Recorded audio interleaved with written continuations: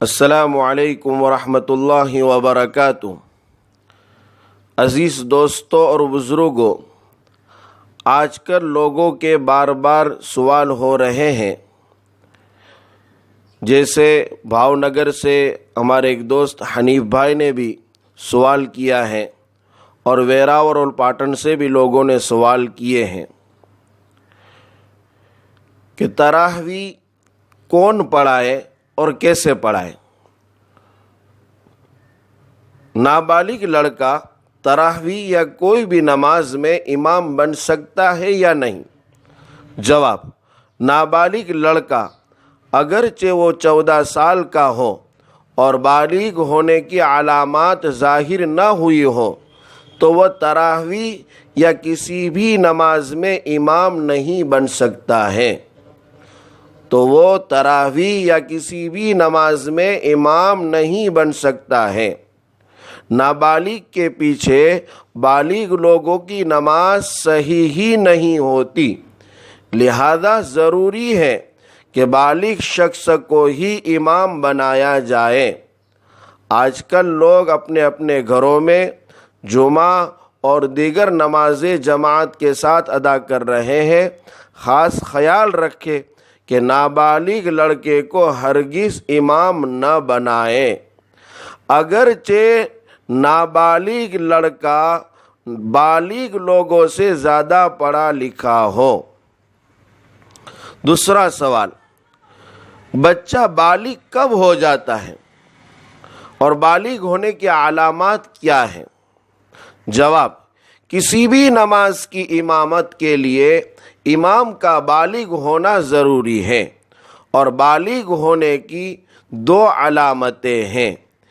ایک، حقیقی علامت: جب لڑکے کو احتلام یا انزال ہونے لگے، یعنی منی کا خروج شہوت سے ہونے لگے، تو یہ حقیقی بالغ کہلائے گا۔ اس کے پیچھے نماز پڑھنا درست ہے، اگرچہ اس کی عمر 15 سال سے کم ہو۔ نمبر 2، حکمی علامت: اگر احتلام یا انزال نہ ہو لیکن لڑکے کی عمر اسلامی یعنی قمری اور ہجری تاریخ کے اعتبار سے جب مکمل 15 سال ہو جائے اور 16واں سال شروع ہو جائے تو وہ حکمی بالغ کہلائے گا، لہذا یہ لڑکا امام بن سکتا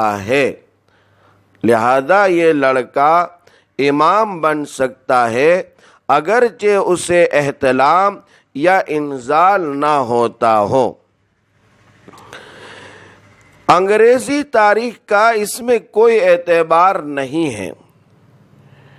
اگر انگریزی تاریخ کے اعتبار سے کسی کے 15 سال مکمل ہو گئے ہو تو وہ تو بدرجہ اولا امامت کا حقدار ہے۔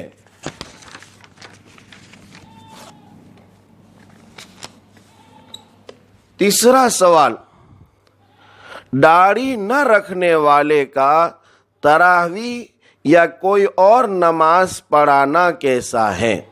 جواب: داڑھی کٹانے والا شخص فاسق ہے۔ لہذا اسے امام بنانا بالکل صحیح نہیں ہے، ناجائز ہے اور مکروہ تحریمی ہے، یعنی حرام کے قریب ہے۔ اس کے پیچھے تراویح میں قرآن سنا گیا تو ثواب میں بھی کمی آئے گی۔ سوال نمبر 4، تراویح کیسے پڑھائے؟ 4 نمبر سوال ہے، تراویح کیسے پڑھائے؟ آج اہم سوال ہے یہ۔ تراویح کا پڑھنا سنت مؤکدہ ہے، اور اس میں ایک بار قرآن کریم کا ختم کرنا یہ الگ سنت ہے، لہذا کوشش کی جائے کہ حتی الامکان پوری صحت اور اطمینان کے ساتھ ایک بار قرآن کا ختم کیا جائے۔ جن کے یہاں حافظ میسر ہے، جن کے گھروں میں جمعہ کی نمازیں ہوتی ہے اور حافظ موجود ہے، اور مسجدوں میں جہاں حکومت کے قوانین کے تحت نمازیں پڑھائی جا رہی ہیں، وہاں حافظ موجود ہے تو پورا قرآن پڑھا جائے۔ کاہلی اور سستی بالکل برتی نہ جائے کہ چلو اب بالکل لاک ڈاؤن ہے تو ہم نمازیں بھی بالکل سست انداز میں، یا تو آیا اور میں گیا اسی طرح نماز ادا کر لی، یہ درست نہیں ہے۔ بالکل اطمینان کے ساتھ، چستی کے ساتھ، رغبت اور شوق کے ساتھ، قرآن کریم کے احترام کے ساتھ ہمیں اس رمضان کو گزارنا ہے اور تراویح میں قیام کرنا ہے۔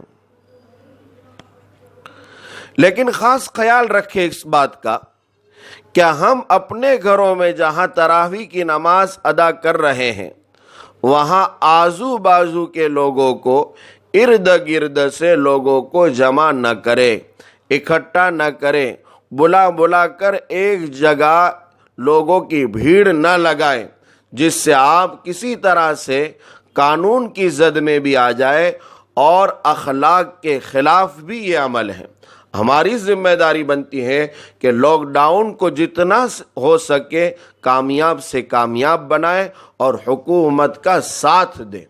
ابھی میں مولانا خلیل احمد صاحب دیوا دامت برکاتہم سے بات کر رہا تھا، انہوں نے بھی مجھے یہی کہا کہ آپ لوگوں سے کہیے کہ مسلمان خاص طور پر اس بات پر توجہ دے کہ وہ لاک ڈاؤن کو کامیاب بنائیں اور اپنے اپنے گھروں میں رہیں، خاص طور پر تراویح اور رمضان میں ادھر ادھر گھومنے کی بالکل کوشش نہ کریں۔